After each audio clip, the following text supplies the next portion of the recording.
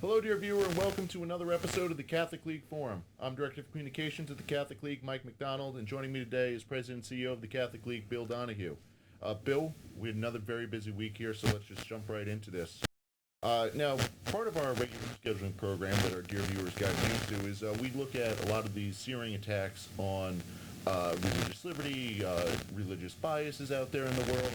And this week was no exception. We had two big ones. One from the private sector in the form of Twitter, seeking to censor Vicky Hartzler from Missouri running for Senate there, and then involving the Navy was in a court case in which they were denying sailors, including Navy SEALs, religious exemptions.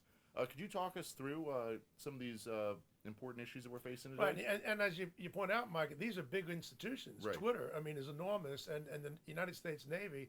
I'm an Air Force guy. I'm proud to be a veteran, but we're not going to hold back in criticizing anybody, regardless of what their status might be. In the case of Twitter, we fought with them before. There's a woman who I know you had heard of. I didn't know anything about the woman. She's running for a Senate seat in Missouri. That's not the point. She basically made an innocuous pedestrian comment that women should compete against women in sports, not against people who pretend to be women. That's simply and anybody who's sane should understand that. Unfortunately, there are a lot of insane people in our society, particularly in the ruling class, in the elites, who have gone off the deep end and they're living in a state of denial. They cut out her Twitter account. They shut her down, and we fought back. And we have a lot of people on our email subscription list, and they let them have it. Now, all we can do is perhaps win like we did once before, where they restored the account. We're not sure what will happen here, but we have to let Twitter know that Right. this is an abuse of power, what you're doing. You don't shut down speech just because you disagree with it. Nothing the woman said was insulting, degrading, or obscene. Right, absolutely. And, this is actually a very good point to probably throw this out there.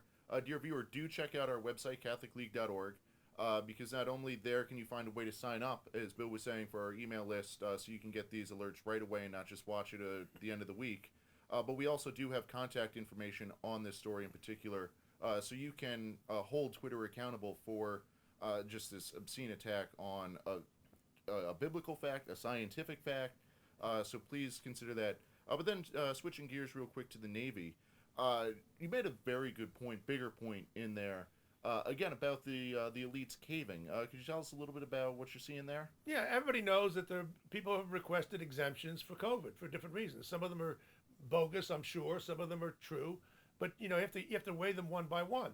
Now, the Navy and the Army both have a lousy record. The Air Force and the Marine a little bit better, but nothing to brag about. Right. When it comes to granting religious exemptions.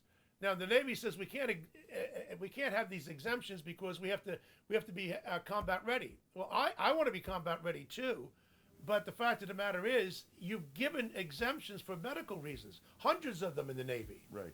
but not one for religious reasons.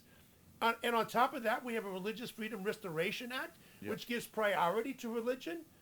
No, the Navy has to be held accountable, and the good news is, people, they lost this week Yep. in the Court of Appeals. Let the Navy, the Biden people, go ahead and appeal to the Supreme Court. I would love to go to the Supreme Court so we can find. You don't treat people who are religious asking for an exemption as second-class citizens when you grant them to people who want them for secular reasons. Right, absolutely. So this was a very big win, still up in the courts, but it's Right. looking like it's trending our direction. But Bill, in addition to this, we also had a little theme this week of looking at dishonesty on the part of certain people, particularly, again, in the elites. We just love beating up on the elites. Dishonest elites? What a shocker. A very big shocker. Now, I'm sure everyone's familiar with the incident up in Canada with the truckers. And you'd go online, and everywhere you would see, before Putin invaded the Ukraine, it seemed like the truckers were the biggest, baddest threat to democracy, freedom. Right. But it seems like the elites, and particularly people on the left who claim that they side with the working class, were the first people to bash these working class heroes. Yeah, and you would think, and Putin, and not Putin, but the other guys like Putin almost, Trudeau, he's become a fascist. He shuts down the free speech of these people. Trudeau is the guy who walks around in blackface and then takes a knee for Black Lives Matter. He's an elite boy. He has a silver spoon born in his mouth worth $10 million, all inherited. He didn't do anything himself. This guy has the nerve to go against the truckers, the lunch bucket crowd, and try to steal their accounts, shut down their bank accounts because they're tying up traffic. I mean, meanwhile, the violence on the part of Black Lives Matter, he heralds that, but he condemns non-violent truckers. Look, the problem with Trudeau, just like the elites in this country, the ones on the left, they hate the working class, okay? They hate them because the working class are proud members of the armed forces, much more likely than the people who live in all the wealthier suburbs of our country. And so there's a real animus there. The working class is caught on, and they don't like a lot of Democrats anymore because, while they might have been for the working class guy in the past, they've sold them out. The elites, the ruling class, they're in bed with Hollywood and all the other rich people in our society. They're not in favor of the working class. Yeah. And again, speaking of elite Democrats, Biden gave his State of the Union address this week. And you point out in a piece on CatholicLeague.org that he used Orwellian language, particularly regarding all matters sexual. Could you tell us what you meant by that? Yeah, I mean, obviously he spent most of his time talking about the Ukraine-Russia war and COVID and things like that. I understand that. He didn't have much to say about blacks. In fact, he had nothing to say about blacks, and some people were not too happy about that. He said nothing about religion or religious liberty. He did say about the questions of abortion and transgender. That's on his mind. But he didn't use the word abortion. No. He talks about a woman's right to choose. What is she choosing to do?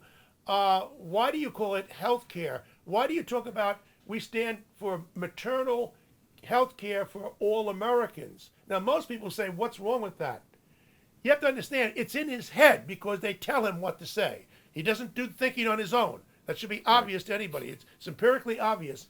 This guy wants to say that maternal health care for all Americans means men who think that they're a woman. Of course, they belong in the asylum. Instead, they get tenure at Harvard. In any event, he won't tell the truth. The same thing with the trannies. We know where he goes with that. He says, he makes it sound like as if we're trying to persecute people. It's child abuse to take a minor and switch their genitals, all right? This is mutilation.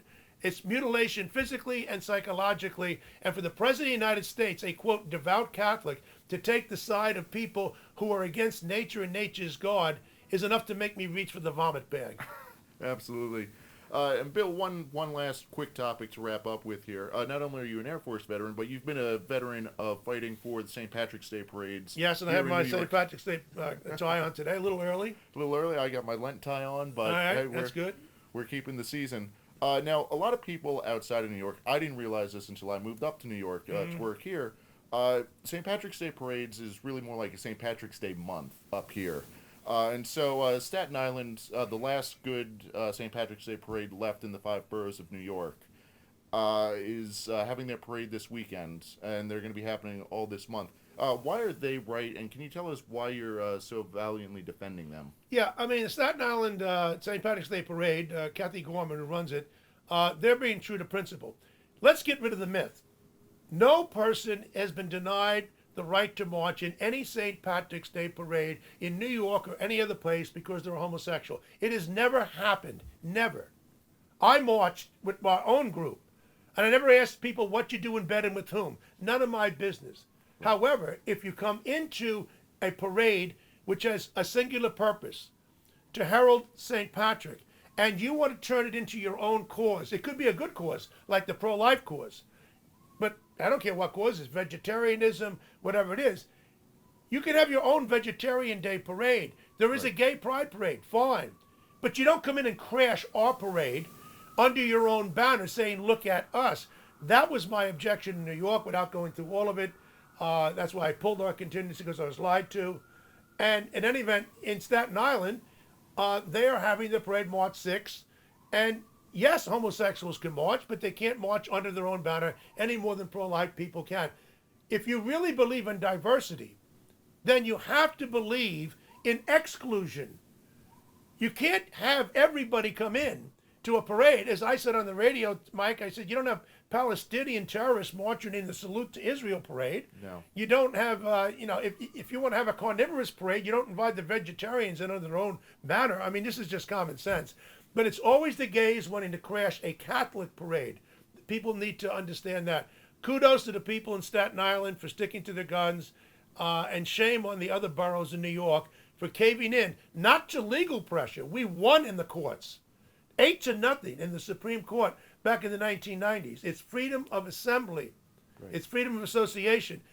The elites in New York City, from NBC and from Quinnipiac College and other places, they're the ones who gave in for cultural reasons. So let everybody have a good time on St. Patrick's Day. I don't care, you're gay or straight, makes no difference. But to think that we should just sit here and take it when people are crashing it and they turn us to be the bigots? No, the bigots are the people who do not respect the diversity of the St. Patrick's Day parade. Absolutely. So, dear viewer, if you were interested in this or any of the other stories we talked about today, do check out CatholicLeague.org. You find a lot of great resources there. And also, if you could give this video a like and subscribe, we greatly appreciate it. Thanks for watching. Thanks, Bill.